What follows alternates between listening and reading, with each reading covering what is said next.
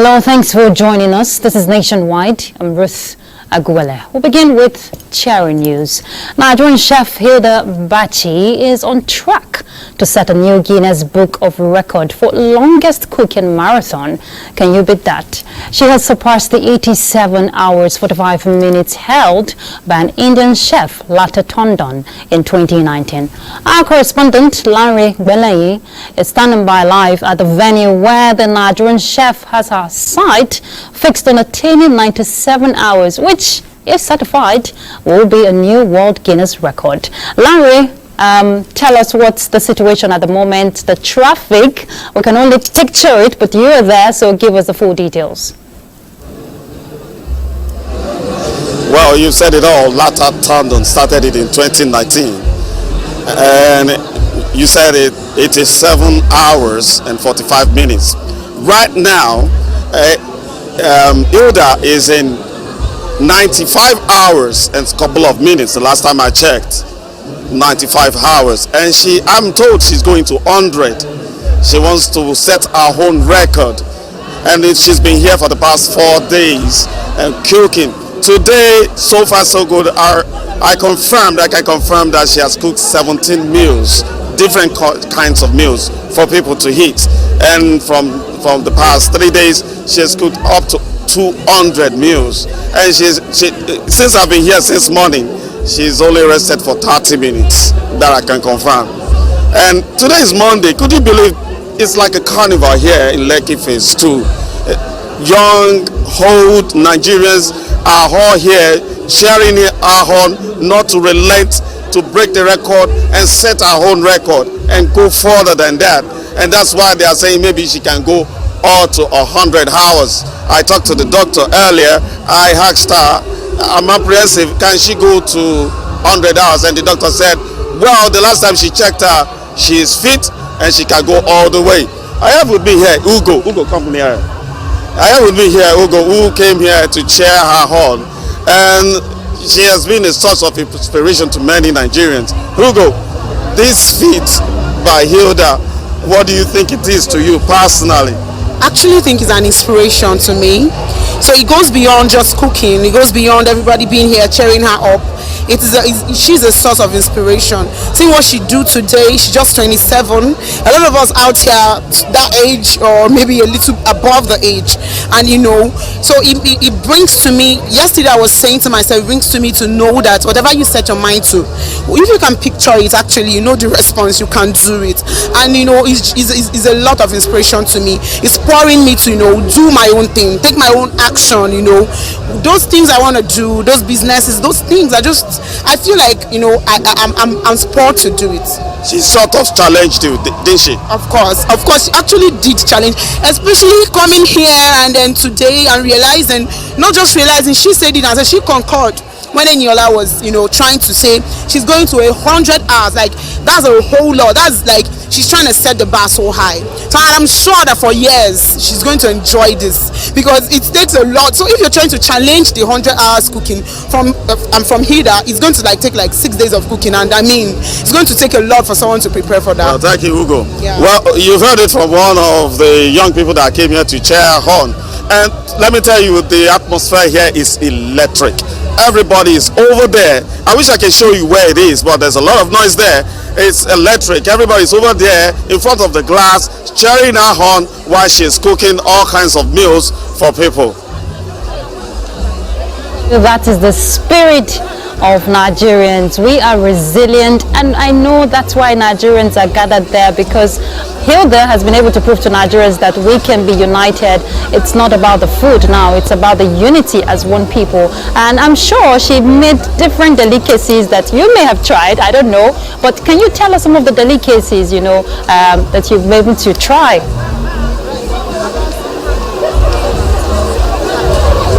Well, if I can hear you correctly, because there's a lot of noise here, the kind of food she's cooked, I have not been able to go around, but I've seen people and saying that she even took her time to cook the food and they are delicious.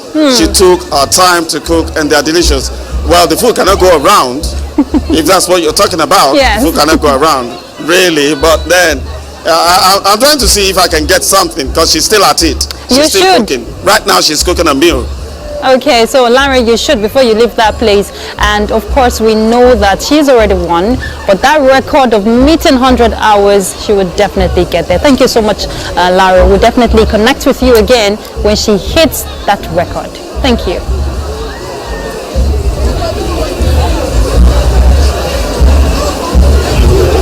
All right, our correspondent there giving us update on the chef Hilda Baci, and in the related development, President Muhammadu Buhari shares the joy of celebrations as the 27-year-old Gaume chef Hilda Baci, who makes history by breaking a world record of longest hours of cooking, finding her way into the Guinness Book of Records and placing Nigeria on the global spotlight.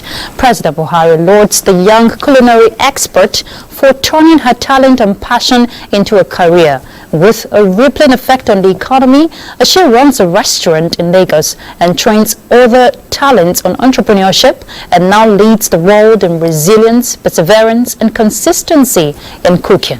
The president notes the antecedents of the chef who dazzled at the Jollof Face-Off competition in 2021, preparing mouth-watering dishes that won the Choice Prize and settled an age-long rivalry with Ghana on which African country should own the trademark for cooking better jollof rice. The president thanked the sponsors of Hilda Baci Cook-a-thon, government officials, including Governor Babajide Sanwo-Olu of Lagos State, celebrities from the bubbling music and movie industry, and fans of the chef for all the support that has brought glory to the country. We turn to other issues now. Afrobeat musician Seun Kuti, who was seen in a viral video assaulting a police officer, has turned himself in at the Lagos State Police Command headquarters. Now, this follows the order for his arrest issued by the Inspector General of Police. A statement by the command's public relations officer, Benjamin Hondayan, says the accused surrendered himself early Monday morning, accompanied by his lawyer and family representative. He has been placed under arrest while his case has been transferred to the state CID for further investigation. While appreciating members of the public for their concern, the command in the statement added that the ongoing investigation will be detailed, transparent, and professionally pursued in order for justice to be manifestly served for all parties involved.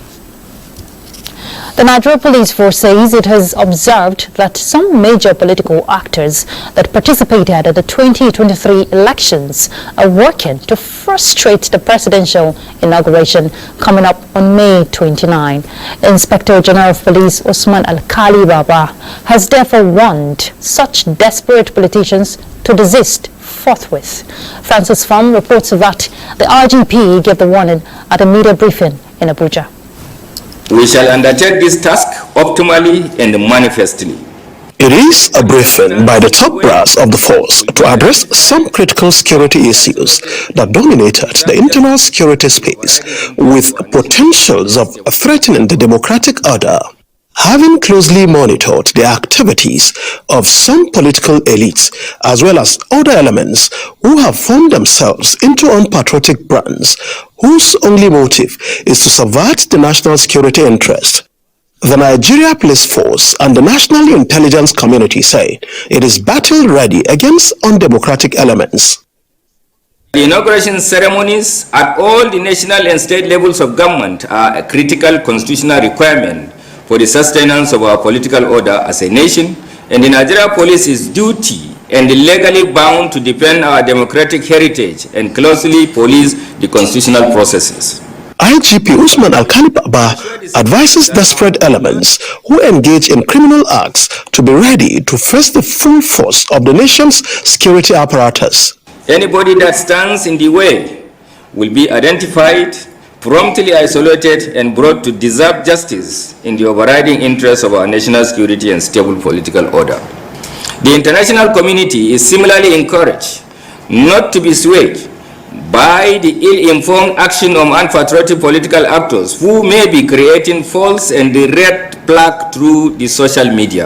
The Nigeria Police Force, IGP Alkali Baba notes, is collaborating with other sister agencies to defend democracy, keep the internal security order stable, and optimally deploy the common unique assets towards guaranteeing the successful conduct of the presidential inauguration ceremony. Francis from NTA News. As a non-partisan platform, it grows to become an outstanding body for efficiently running governance at sub-national level with key priorities on critical sectors of the socio-economic cycle of the country through sharing of innovative ideas and strategies. Well, that's the Nigeria Governors Forum. And to continue the engagement, the body is exposing its new and old members on emerging skills of managing human and material resources within the orbit of scarce resources for another period of 4 years. Abubakar Akwanga reports that this is happening at the ongoing 2023 NGF induction for new and old members in Abuja. 36 state governors on board running different ways to either complete or begin a fresh tenure of 8 or 4 years. In between is the desire to perform and requisite knowledge to properly govern the vast economic and political space is sacrosanct, and induction such as this becomes inevitable. The biggest area that requires improvement is going to be on the area of internal revenue. A lot of security matters are concerned to us. We are going to work very strictly on that. There is going to be a lot of concern that we are going to have also when it comes to employment generation and the empowerment of the youth. It's for all of us to know that we have roles to play, and sometimes, some of those roles could be jointly shared. We're the same coin, we're just two different sides of a coin, right? And everybody must know what they're bringing to the table. I know that a lot of innovation, new innovation is also needed in terms of education, and we're going to do much there, basically in the area of technical and vocational education. Nigeria Governors Forum and other strategic development partners say best global practices must be upheld with collective desire to fight corruption to a standstill. We need to strengthen our institutions to perform and ensure sustainability in the provision of democratic dividends. These are the critical elements that sustain advanced democracies with institutional capacity and human capital development. Nigeria's two giant figures on the global stage and other captains of industry pushed for homegrown solutions in managing economic risk, climate change, poverty, and unemployment. You need to demonstrate to Nigerians that they are equally loved, that they can settle and do business in any part of the country without fear. I love Nigeria deeply, and I want to feel welcome in any part of this country. All of this affects what I see as a bottom line for politicians: social cohesion. When we fail to deliver for people on their rights, their futures, we erode their faith in power, in politics, and in the state. President Muhammadu Buhari says selfless and patriotic leadership in the task of nation building is required to achieve economic resilience, attract direct foreign investment, and put the country in the right trajectory. I enjoy the forum to promote ideas that will address the challenges of democracy and of governance in our country today. The role of the subnationals is critical in our social and economic development as a nation.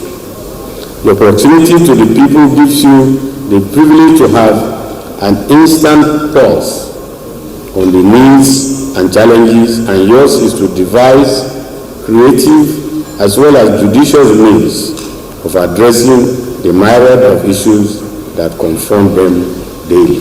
The team governing for impact, building subnational governance, intends to further deepen the orientation of new and returning governors for national growth and prosperity. In Abuja, Abubakar Akwanga, NTA News. Journalists have been advised to be agents of national integration, especially at this post-election period. Speakers gave the advice at a dialogue on fake news, focusing on balancing the ethics and patriotism organized by the Coalition for Good Governance and Economic Justice in Africa.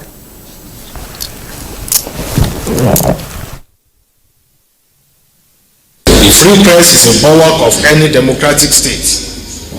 The significance of the press as a watchdog of society has helped to reverse the erroneous assumption that a democratic state runs solely on the trinity of the executive, the legislature, and the judiciary. Journalists, just as anyone else, especially those in government, have a very great responsibility to ensure that there is peace, harmony, stability, and development in the country. So we have two aspects now confronting the media: asymmetry of the media. One side, like you all here, are actually doing exactly the institutionalized form of journalism: truth-seeking, fact-checking, and all that. What about the asymmetry? What about the underground media, the social media? They are not accountable to anything. And as a matter of fact, the technology has aided them. You can't even identify them. All they need is to use algorithm and then press, and millions of people will actually access it. And most importantly, they can also be foreign-based. And when they are foreign-based, you have a huge challenge of how we can control all this. And these are the challenges that we face, and I believe that all of us living in Nigeria have seen how fake news has actually interfered in our democracy, in our way of life, and all that. Admiral here is a reminder of journalists' stabilizing role in nation building and a needed devotion to the country without discounting the ethics of the profession. The need to interrogate the alleged external and internal dimensions of sabotage leading to non-functional refineries in the country has been emphasized on NTA's Good Morning Nigeria. The energy experts also advocate a holistic review of the operation model of NNPC Limited to accelerate repairs of the nation's 4 refineries. Let's hear from Lydia Sampson. Those to the inauguration of a new administration, guests on Good Morning Nigeria believe whatever is required for fixing the refineries to refine crude oil in country is not a mirage. They, however, decried what they call deploying humongous amounts to the turnaround maintenance of the refineries without commensurate results. Why is it that we are not getting it right? I think the answer is not far-fetched. Corruption is the real issue. If you go to those refineries as I speak today, they can challenge me. You don't have working meters in those refineries. And I bet you, by the time they finish those refineries, you won't have your working meters. All these trucks that are going to depots to carry, our fuel, they use dipstick, manual. So it's between the man taking your product, the national product, and the staff. How much do you pay him? That you think he will be honest. Modular refineries by regulations can't exceed 30,000 barrels. So you've got these refineries that are scattered around, but they really can't do much. The other thing is that these refineries are not very sophisticated. So the best they can do is produce diesel and the other heavy products from petroleum. They note that the right political will and deployment of technology, monitoring of systems to track the nation's crude oil will eliminate losses and diversions. They acknowledge that private modular refineries are not enough to address Nigeria's petroleum needs. There is a lot of diplomacy to do outside, a lot of trading to do outside, a lot of threats also that, look, if you do not, or if you're somehow somewhere caught as a country sabotaging Nigeria, we're not even going to send you anything. I think there must be some policies, external and foreign policies like that are going to help us buoy our vision for our country also. Ultimately, they believe sanctions against economic saboteurs will bring sanity to the oil and gas sector. In Abuja, Lydia Sampson, NTA News. Right, let's pause from this end as we join Michael in Lagos to pick up with more reports. Michael?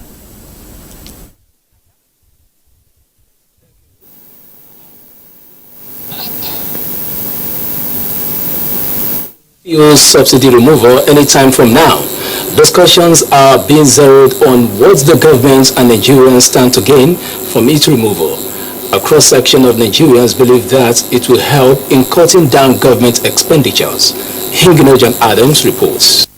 Nigeria's fuel subsidy is estimated to cost the Nigerian treasury about $10 billion annually. This is about 24% of Nigeria's 2022 budget.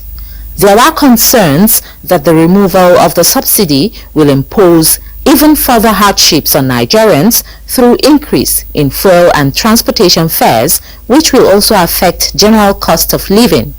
Although there might be initial setbacks on the subsidy removal, some Nigerians believe that the country will benefit more in the long run. It's very important for Nigerians to know that removing subsidy is going to curb corruption to a large extent, because up till now the NNPC cannot give us accurate figures as to the number of liters Nigerians are consuming per day. It's going to significantly reduce government expenditure, and what that does is that it makes much more money available. It can help open the oil sector markets for everybody. Private individuals can now invest in it. This will also bring about competition in the market, which at the end of the day we can have a lower fuel price. Do away with it so that we clearly face what is our challenges, and government can use that fund to face infrastructural development, which at the moment is in deficit within our system. While the government has given assurances and practical measures to cushion the effects of subsidy removal, there are those who strongly believe that more needs to be done in sensitizing the citizenry on the gains of its removal and encourage them to look at the bigger picture. In Lagos, Hinginu John Adams, NTA News. The federal government says since the idea of a cabotage policy was conceived, the number of vessels flying the Nigerian, the country's flag, has increased by 68%, with optimism that the recent efforts towards disbursing the vessel financing fund will create a strong platform for Nigeria to compete globally. Correspondents report that maritime agencies within the region believe Nigeria's success will form the basis of a robust policy in West and Central Africa. Since the Coastal and Inland Shipping Act of 2003 made provision for the Cabotage Vessel Financing Fund (CVFF) to act as impetus towards the development of indigenous shipping capacity in Nigeria, attempts to disburse have met several brick walls, with the recent being an audit suspension order by the National Assembly. Beyond these, the interests of the West Africa sub-region, and by extension Central Africa, is how the policy as implemented by Nigeria can be the template guiding coastal and inland shipping venture in order not to lose regional control competition to foreigners. The Director General of NIMASA said the recent visit by Ghana Maritime Authority will help to reactivate this agenda, as both countries are positioned for crucial roles. So many years ago, I was struggling to see the enactment of law within the region to ensure that nobody can lead cargo within the Gulf region. Having Ghana as the chair of the program, Nigeria as the secretariat, I am sure of the implementation of the Regional Cabotage Act. The Abuja MOU is seen as an indication of strong regional cooperation that will help the continent compete favorably in the midst of cheap foreign labor. We are working towards a near coastal voyage code system where member states, the 22 member states in the Abuja MOU region, can have a regional cabotage regime where the indigenes of the region can easily walk and sail on vessels across the region. The need for periodic engagements to review performances, key players believe, will help to achieve a robust and competitive regional cabotage policy. Do not forget to follow this news broadcast live on our website at nta.ng/live and on our other social media handles displayed on your screen for updates.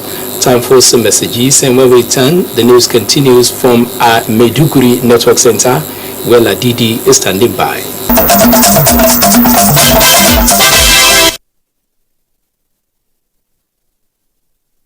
A very warm welcome to Maiduguri.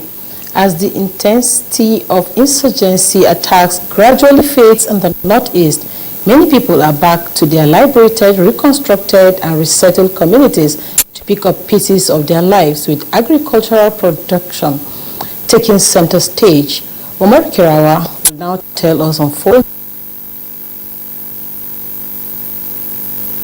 potentials for sustainable agricultural production and food security for the returnee host community and beyond. For the past 13 years, farming activities in most parts of Borno State and other neighboring communities on the shores of the Lake Chad were significantly affected by the retrogressive effects of Boko Haram insurgency in the region.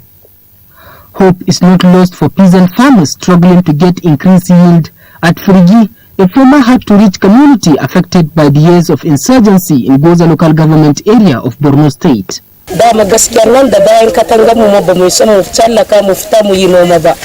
Gashi alhamdulillah mun gode ma gwamnatin Borno har mun samu mun fita. Zabarmari, an agrarian settlement known for large-scale rice farming and vegetables, Baga known for production of fish, with most of the dried fish consumed across Nigeria and neighboring countries are now bouncing back for food security. We hope this increase in the hectares of land cultivated by farmers will translate into increase in total production and increase in per yield. So we hope we are going to have abundant food. The Agro Rangers initiative has equally encouraged farmers to get back to their fields with increasing security patrols. Agro Rangers was the baby of the Corps. Again, we provide farmers with first aid and emergency services. To experts in the agroeconomic sector, it is time to do more in supporting farmers to improve yield for increase in food production. Farming and agricultural activities have started to resume, but there is still a lot of work to be done. While farmers are struggling back to farm, federal government agency, the Lake Chad Research Institute Maiduguri, recently unveiled high-yielding, pest-free and drought-resistant millet to boost food production. In Maiduguri, Umaru Kirawa, NTA News.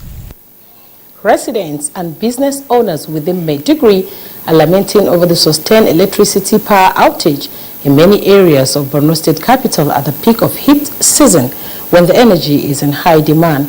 Varying challenges, it was established, were the causes of the poor supply in addition to an ongoing installation and replacement of all poles by the Transmission Company of Nigeria, TCN, Maiduguri Work Center, and Yola Electricity Distribution Company. Walagu Apogu reports.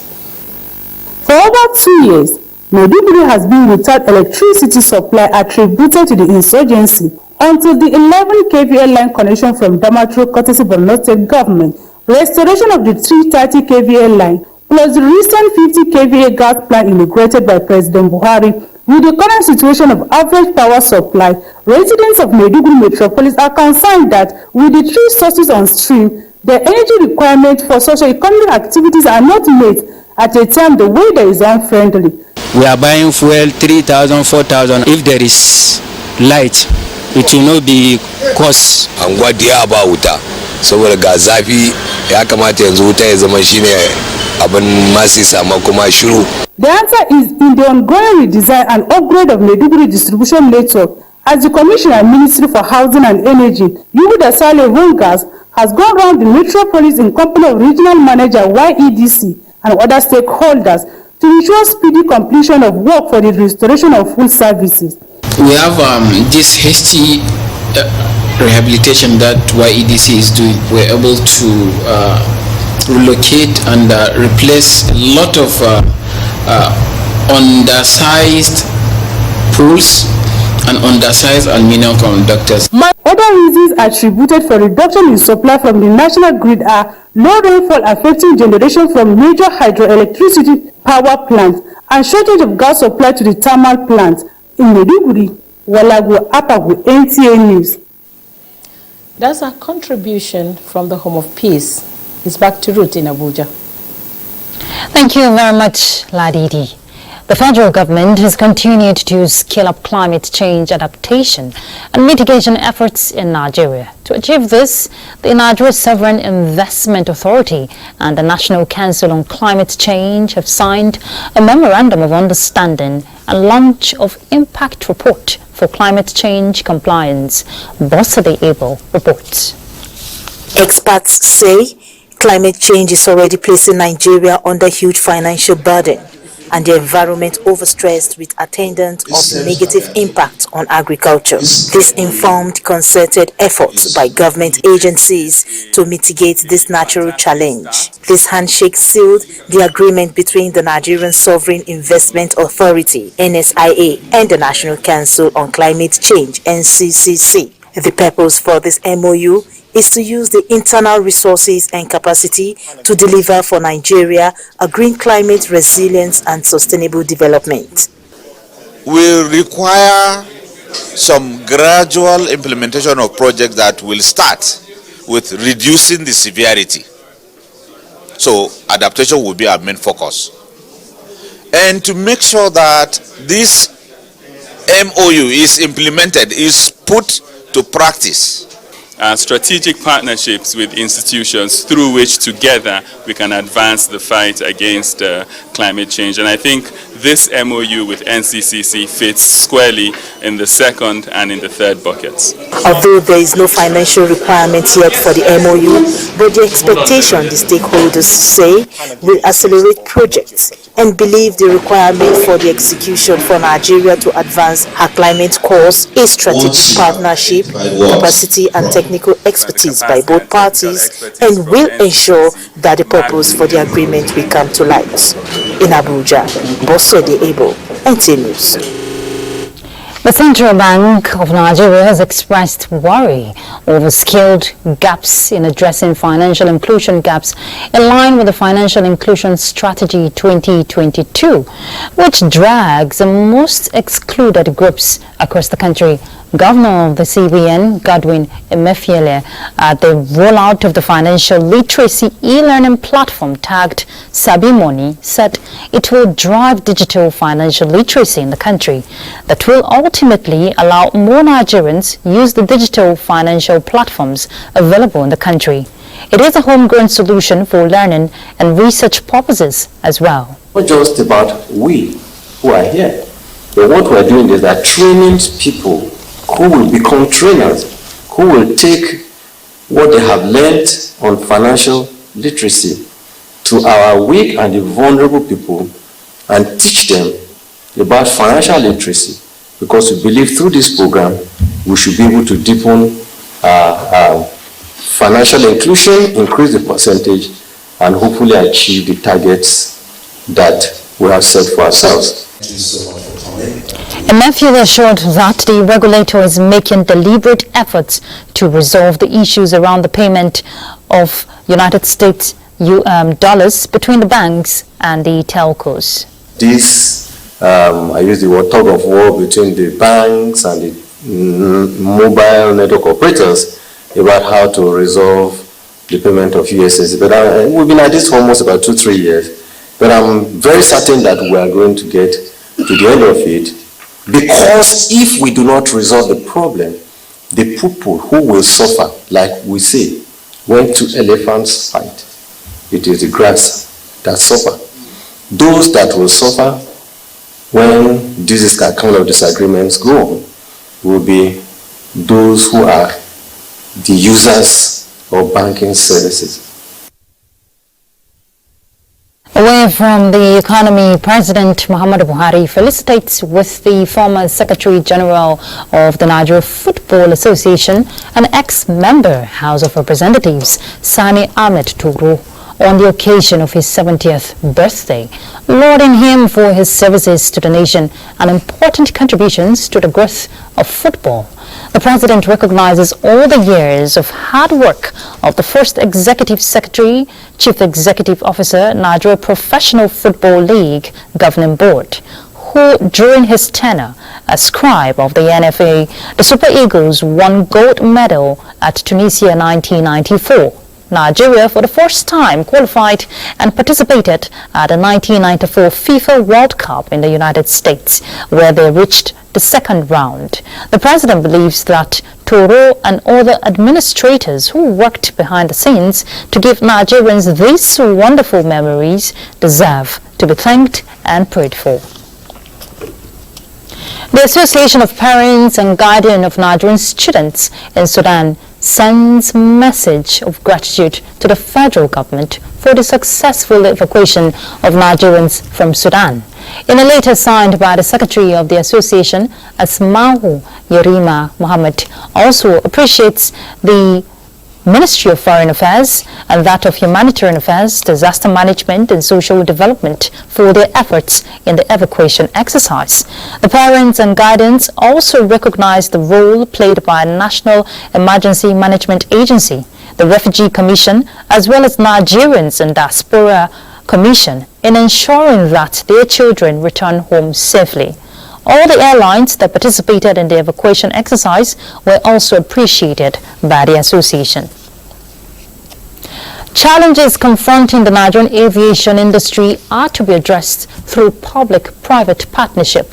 Stakeholders in the industry are already coming up with possible solutions at the ongoing second edition of the Federal Airport Authority of Nigeria National Aviation Conference happening in Abuja. Ali Tukur reports. Rising cost of jet fuel to financing and leasing, the challenges of the aviation industry, experts observe, are no doubt posing threat to the growth of the sector. To find ways of overcoming these challenges, the Federal Airport Authority of Nigeria, FAN, has created a platform for all stakeholders to brainstorm and come up with solutions to such challenges that will guarantee sustainable growth of the industry to global best practices. We need to have an industry that is very sound, very harmonized, in full conformance and compliance with the standard and recommended practices elsewhere.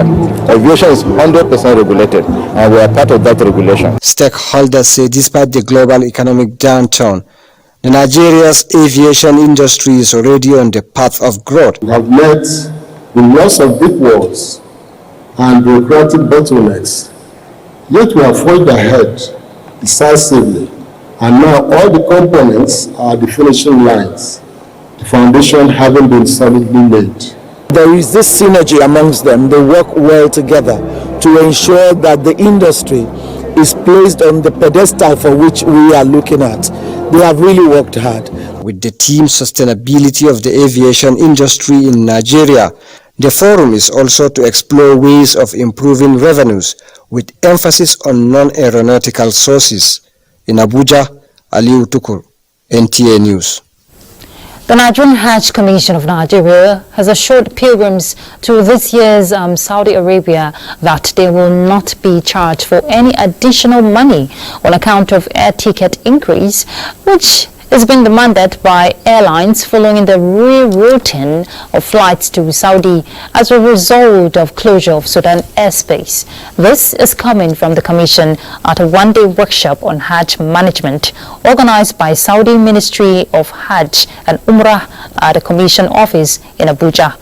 Last week, the four indigenous airlines operating this Hajj signed agreement to the airlift after dragging their feet fortnight ago. However, they signed with condition of imposing $250 per pilgrim because of closure of Sudan airspace.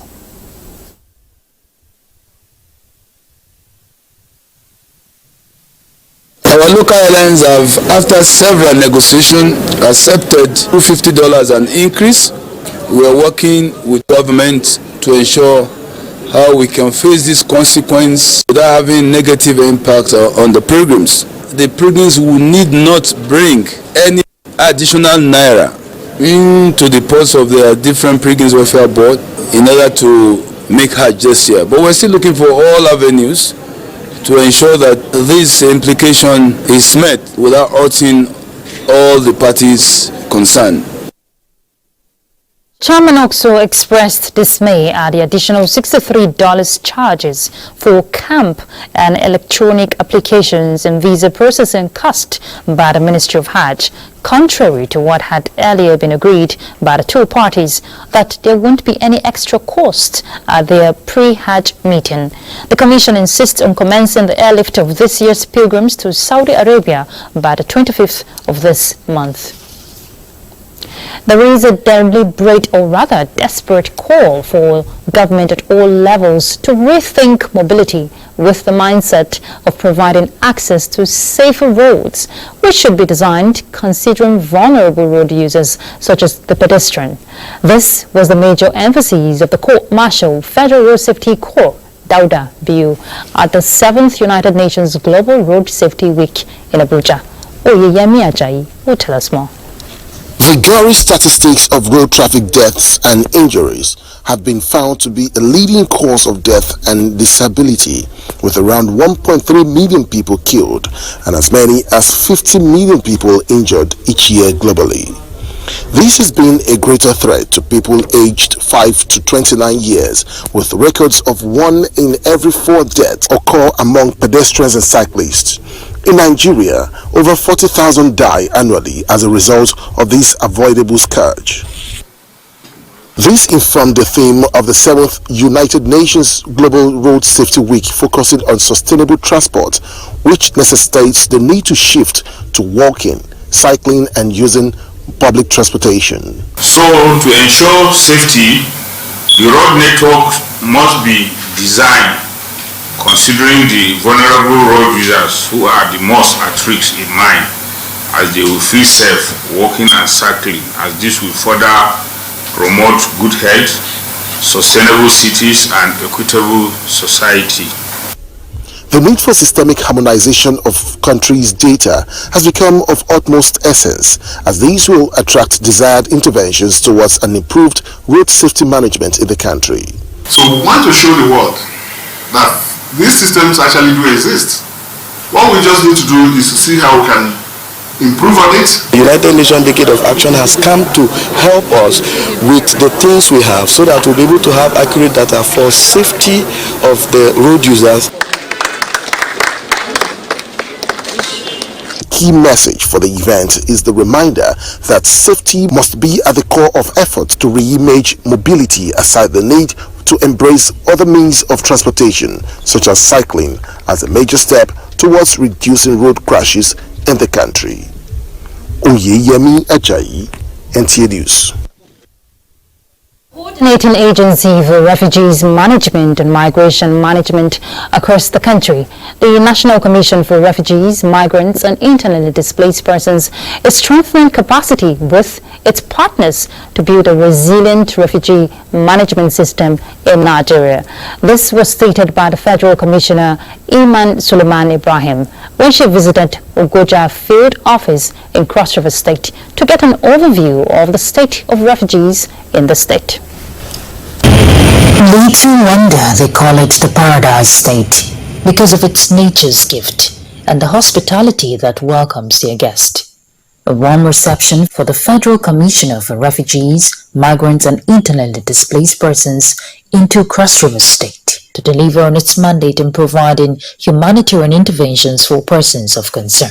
Provide a humanitarian environment. Development partners given an overview of their field operations in the task of protecting the rights of refugees towards providing the necessary support in terms of access to primary health care, education, counseling and rehabilitation. While applauding its partners, the Commission is seeking for enhanced collaboration to build a better refugee management system in Nigeria. As a Commission, we're going through a repositioning process where at the point where we need to roll out a lot of SOPs. The SOP on protection and assistance for refugees and also the National Action Plan on Durable Solutions. The next line of action was a visit to one of the refugees' resettlement in Adagom 1 to see the state of the refugees. Abuja local government area plays host to more than 38,000 refugees in the state. No better way to express their gratitude than with demonstrations of their body language to show appreciation for the livelihood support given to them by the federal government with support from the United Nations High Commission for Refugees. Refugees are like any other person. You have your dreams, you have your aspirations, we're going to give you the enabling environment so that you can do more. This visit no doubt opens up new frontiers for a prosperous future, with a glimmer of hope that has shined on them. From Cross River State, Ruth. Right, let's make a stop now in Kaduna, where we connect with Abubakar. Abubakar.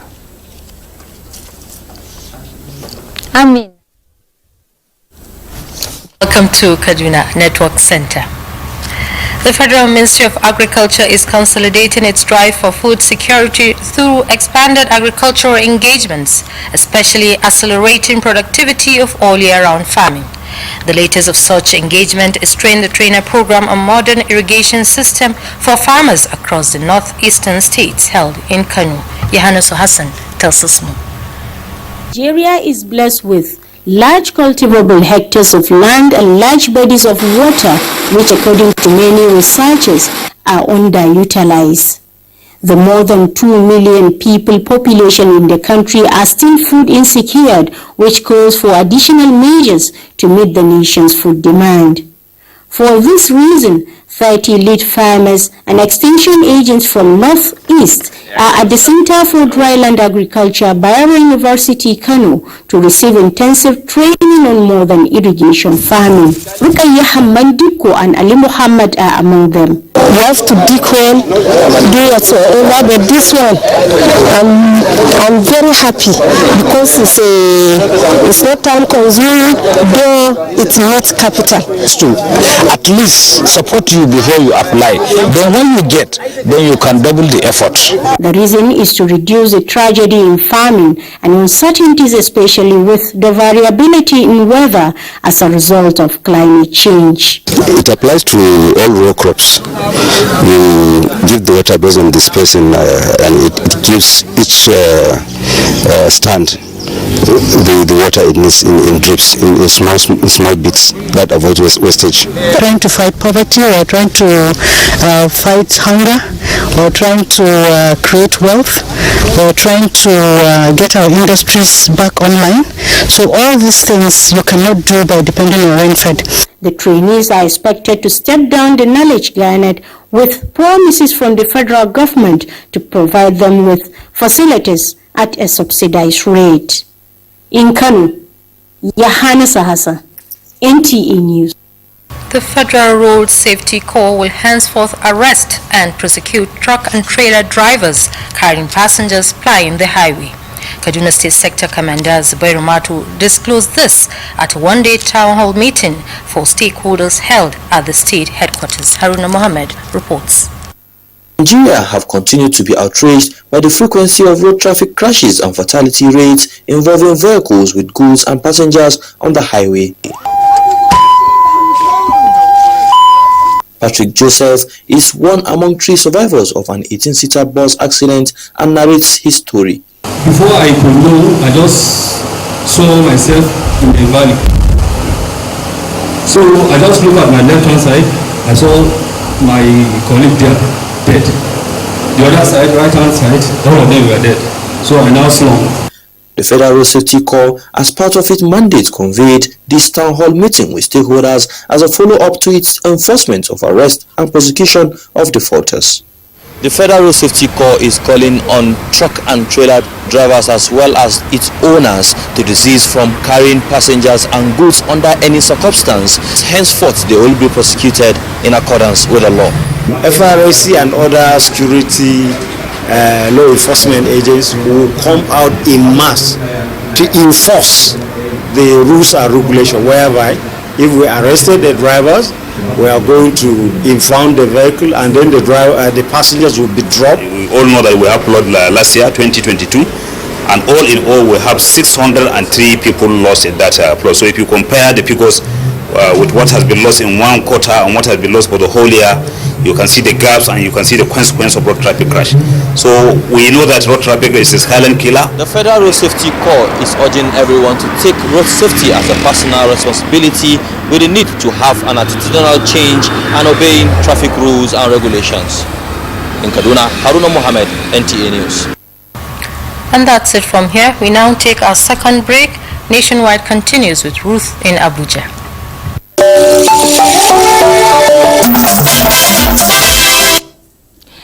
Thanks for staying tuned. The National Unity and Peace Corps says the harmonization of the bill at the Senate before transmitting to the President for assent is to ensure harmonious working relationship with similar agencies. Commandant General of the Corps, Chinedu Ineji, stated this while reacting to reports discrediting the organization. By some mischief makers on the issue of the Nigerian Peace Corps. Our bill was passed through various stages of legislation before it got to the final stage where harmonization committee was set up, and it was agreed that we go with one name, which is called the Nigerian Peace Corps. All right, let's bring you a sports update. That's next. Fall on Friday, May 19, in the ongoing Under-17 Africa Cup of Nations in Nigeria, as Senegal tackles Morocco in the final. Senegal survived a heart-wrenching penalty shootout to beat Burkina Faso 5-4 on Sunday to make their first ever Under-17 Africa Cup of Nations final. The game was forced to penalties after a 1-1 draw in regulation time. Morocco, on the other hand, defeated Mali 6-5 also on penalties after playing goalless. The final will be interesting. Senegal are also a very good team, but I still believe that Morocco and Mali are better than the Senegalese. But football is crazy. Let's see what happens in the finals. Senegal, Morocco, Mali, and Burkina Faso will represent Africa in the 19th edition of the Under-17 FIFA Men's World Cup from November 10. All right, that's the much we can bring to you nationwide. Thank you very much for your time. I'm Ruth Aguele. Do have a pleasant evening.